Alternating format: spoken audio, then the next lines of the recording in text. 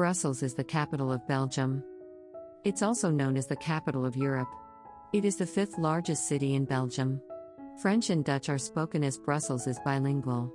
Brussels attracts millions of tourists every year, who never stop raving about its many attractions. Because of this, Brussels is considered the most popular city in Belgium. Some interesting sites that are worth mentioning are the Royal Palace, where the former residence of the Belgian royal family was. Brussels Park, a beautiful park near the Royal Palace. The beautiful Garden of Mont des Arts. Galerie Royale Saint-Hubert, a sort of shopping center in Brussels.